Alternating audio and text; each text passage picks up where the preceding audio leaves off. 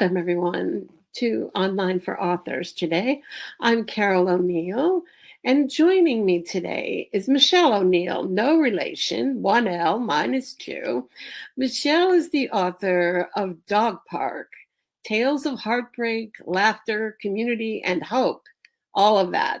Welcome, Michelle. Hi, thank you so much for having me, Carole. It's been a pleasure, my pleasure.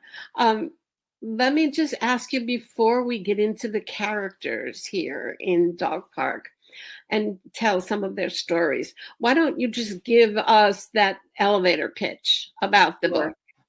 So Dog Park is about an eclectic cast of characters that meet at a local dog park. They have nothing in common, but they're dogs, a love of dogs. And their paths collide in an effort to help a teenage girl who's having trouble at home. That's pretty good. Yeah. So these characters are so real. Are any of them based on actual people you know, or can you say? Well, of course not. Of course not. Of course not. But actually, you know, the idea for the book came to me when I was walking the dog park during the pandemic. So my husband and I would go walk laps around this dog park. So I based the dog park on a real dog park. But everything else was shut down during the pandemic and the dog parks remained open. And so as we were walking around, I started noticing how important they were for the socialization of humans, not just the dogs, especially during the pandemic. You know, it was the only place that people were allowed to gather and talk. And and you were outside too. Mm-hmm. Yeah. Yeah. And so I started looking at people and just kind of studying them, and the characters started speaking to me. So I made up backstories. It's not about real stories of people that were there, but you know, there was a woman that was definitely like the matriarch of the dog park. She had a New York accent. You know, I know nothing about her in real life. I made that up. But so, you know, you could say it like that. Like, so they're very much fictional characters. They are, but they're so interesting. Like, so why don't we, let's get to some of the stories. Like Anne, you know, she had her son who was in college pass away, and it was really his dog that she was there with. Tell us a little about Anne. So Anne is a college professor, and she has recently suffered a great loss. Her only child has died. And she is left to care for his dachshund. And a therapist suggests that maybe she needs to take him to the dog park because she's very depressed. She can't come out of this. She can't experience any joy in life. And so she kind of agrees. She makes a promise that she'll try it. And that's how Anne winds up at the dog park. And she notices that she does feel a little bit better when she goes there because she'd been isolating in her house with this terrible grief that she had. And that we'll always have, you know. Sure. So that's Anne. She's one of the main characters. Yeah, I kind of think of her as the pitch. She is kind of the main character, really. Her and Becky. Right. Becky becomes a little later on the main character, but initially, she seems to be Anne. And the dog, is it Choco? Is that how you say? Choco. Choco. Yep. Yeah, that's a cute name, Choco. Like chocolate. Exactly. And a little bit about Nancy. How about a little bit about Nancy? So Nancy is a woman, like I said, she's kind of the matriarch of the dog park. She is the connector. She's really friendly and really outgoing, and she introduces this person to that one, and she knows what's going on with everybody, and she's very lovable, and everyone kind of trusts her. So not really a gossip, just friendly to everybody. Yeah, she's very welcoming. She had, isn't she the one who discovered that her husband was having an affair? Yeah. She wound up moving to this is fictional town in South Carolina after she found out her husband had an affair, and it was very public, and she just got tired of where she lived and said, I don't want to be there anymore if they're going to be cavorting around in my face. So she found a place to go, and she wound up in this town. Yes, she did. And now we talked about Becky a little bit. Becky has a very different story. Why do you think Becky was welcomed by everybody? What was it about Becky? I think that they could see that she was a kid in trouble. I think they saw her father and they saw what a jerk he was, and they felt a little protective of her. They kind of just kept their eye out for her just because they knew that it wasn't a great situation at home. Right. And I think well, I don't want to give away a lot of the story, but the death of Anne's dog really brought everyone together against Mhm. Bruce, Becky's father, right? Yeah, yeah.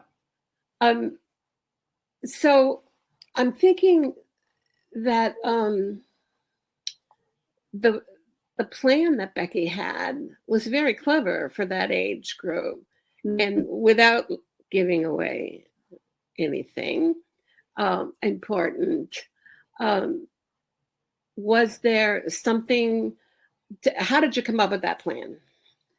I wasn't sure how it was going to go. That was one of those things that I did not have a plan at the beginning. And it kind of just came into place when I thought about her mother, and I thought about like how she could possibly have vengeance for her mother, and Right. thought how we could use Bruce's own words and have that swing back. And so that, that wasn't I didn't consciously plot that out, but it just came when I was writing. So you're basically a pantster. They would call you a pantster. Yeah, yeah.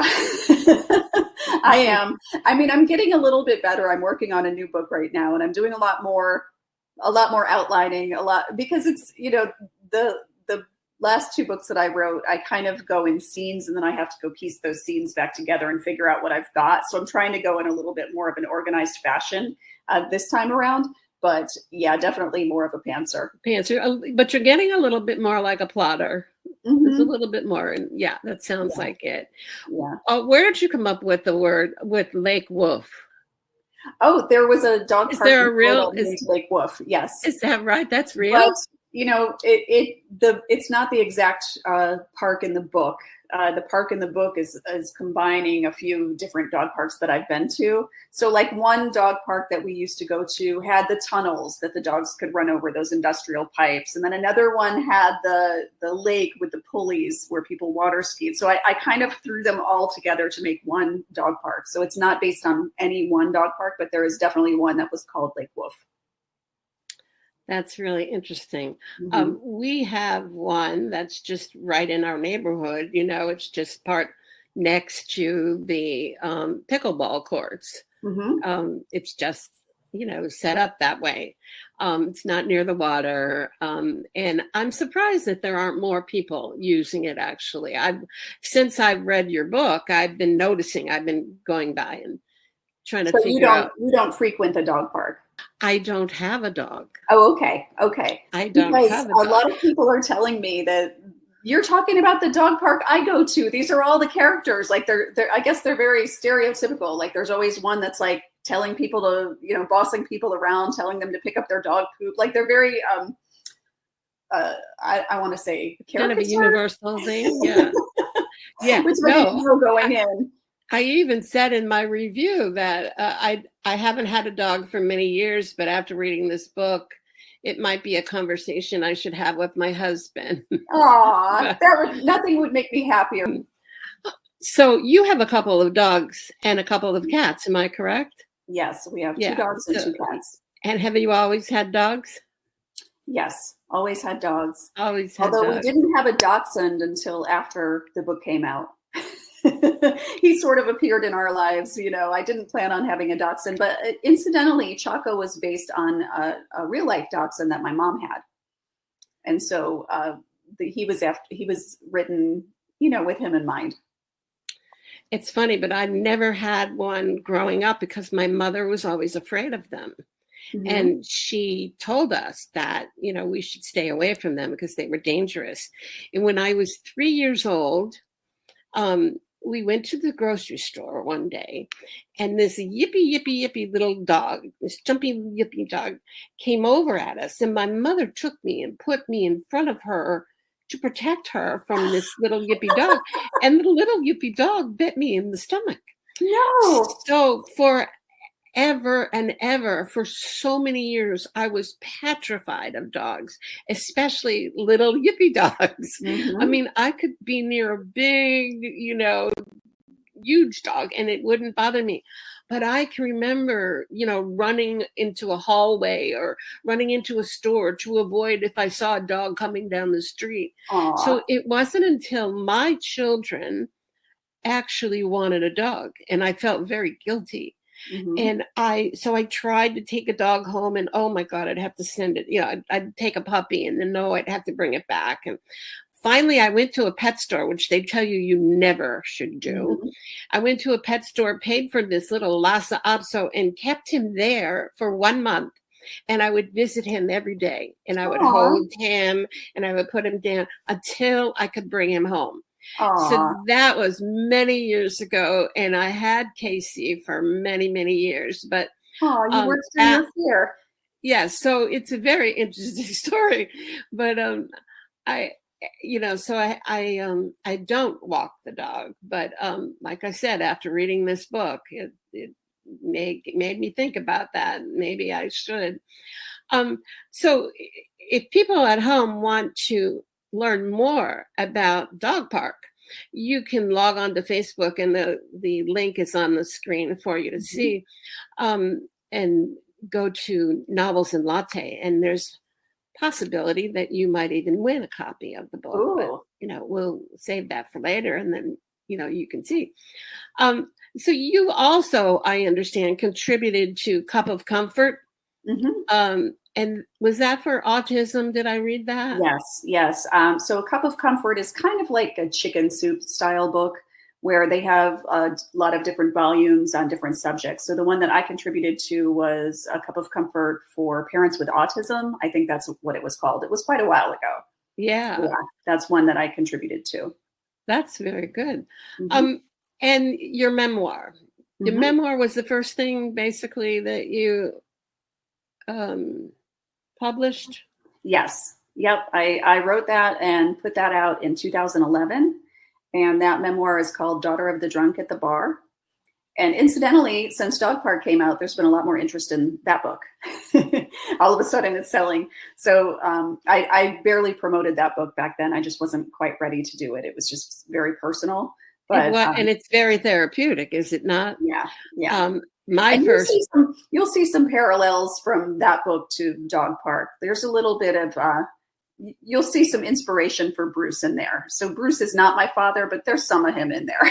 interesting. Mm-hmm. We have similar, a little bit of a similar background besides the name O'Neill. Although when I wrote my memoir, it was about my mother, who's an alcoholic. Okay. And it was about her affair with our parish priest and Oh boy. her secret family I discovered after she died.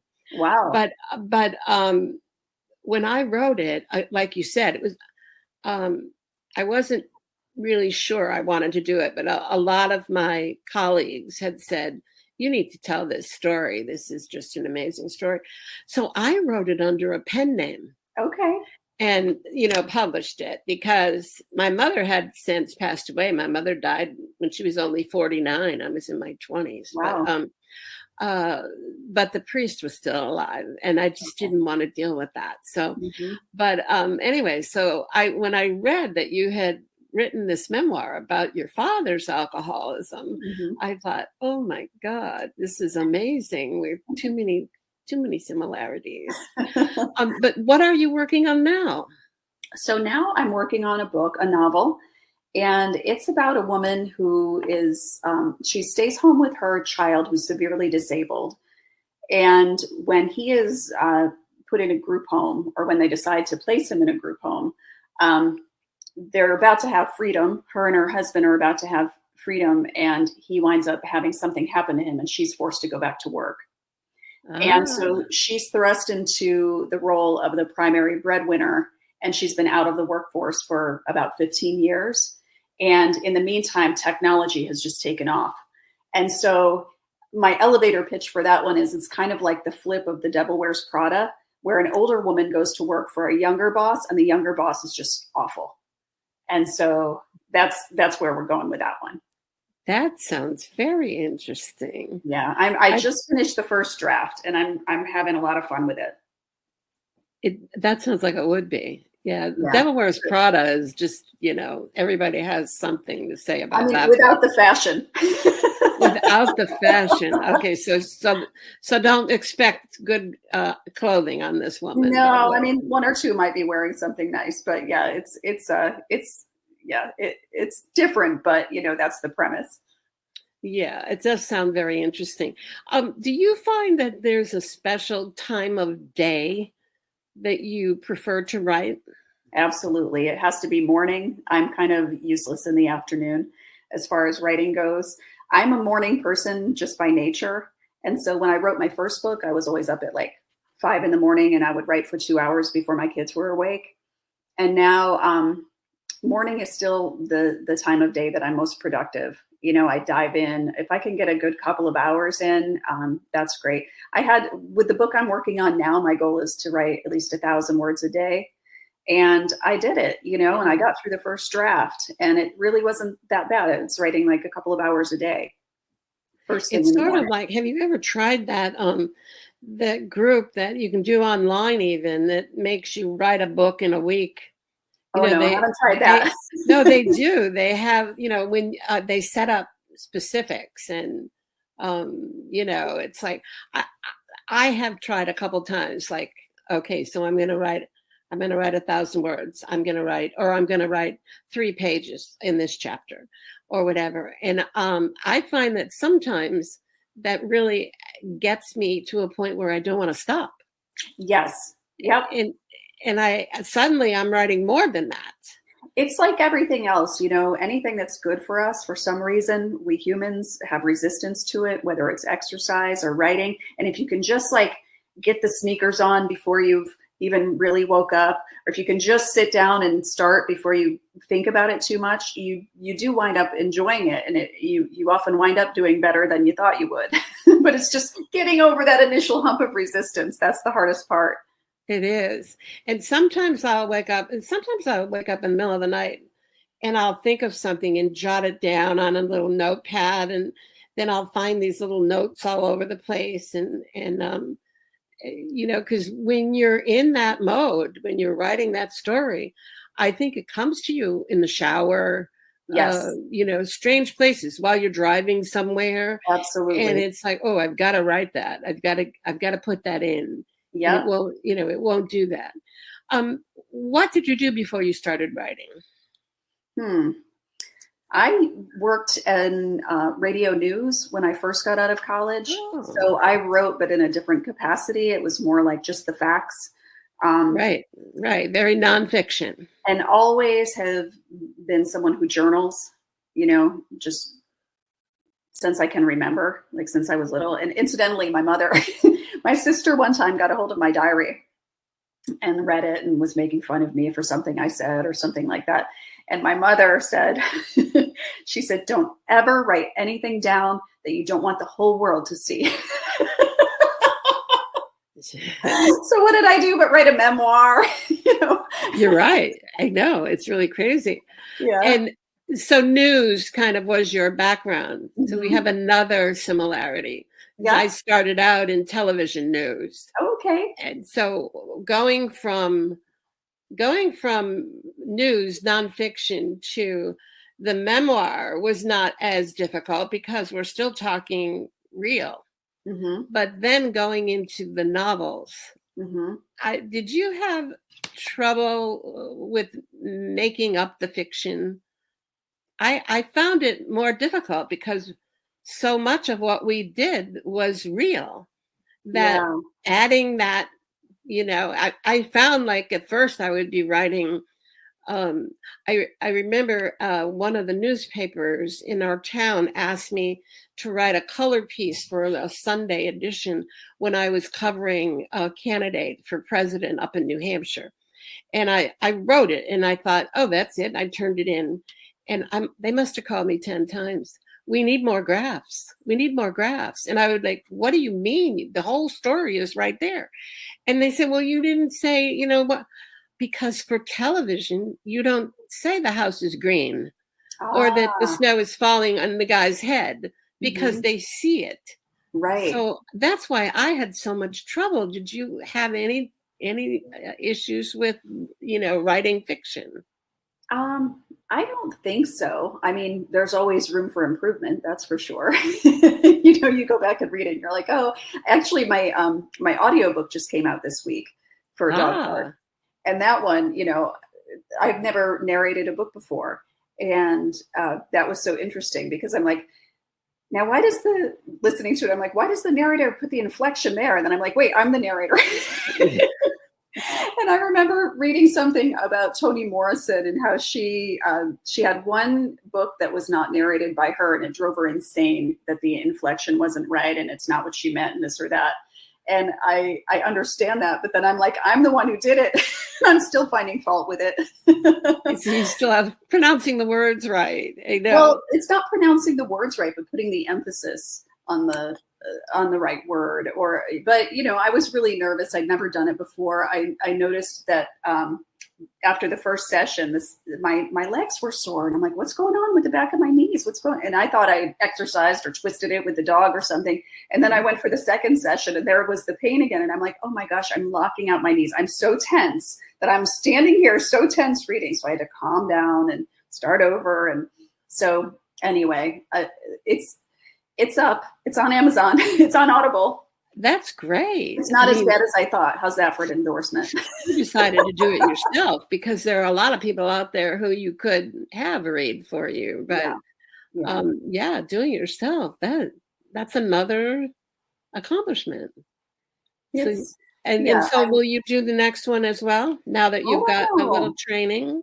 Maybe I will. I have to see what the next one really turns into. Like I said, I just finished the first draft, the first very messy draft. I don't really know. Yeah. We'll see. All right. So tell people how they can get in touch with you. And do you have a newsletter, or do you have a? I do have a newsletter. Yep. And you can find it. You can sign up for that on my website, which is michelleoneillauthor.com. And it's Michelle with 2 L's and O'Neill with 1 L. That's right. That's right. We have it on the screen. Yeah, exactly. And you can sign up for my newsletter there. And I send a newsletter out maybe once a month. I don't bombard people with it. And for the first year, Dog Park launched in December. I've been doing a giveaway every month too. So maybe it's a mug, or maybe it's a signed copy, or sometimes a T-shirt. Oh, right. I saw. Yeah, that's pretty cool. Yeah. And all the dogs are named, on the website. Yeah. I think that's cool. Yeah. Well, I think, I'm anxious to read this next book. Oh, I'm so happy. I'm grateful that you read this one. Thank you so much. Yes, it was fun. It was actually fun. Like I said, I really wasn't. I had a whole stack of books to read and review. And I thought, oh, Dog Park. Oh, it's been so long since, I've had my Casey, it's been so long. And then I picked it up and I thought, all right, I'll get into it. And then when I started to get to the stories, that just got me, so, and then when Becky appears, then I really got into, oh my God, I want to get rid of this Bruce guy. And, how are they going to get rid of this Bruce guy? When I first started writing it, when I first had the idea at the dog park, I thought it was going to be a series of sweet little vignettes on how people got their dogs.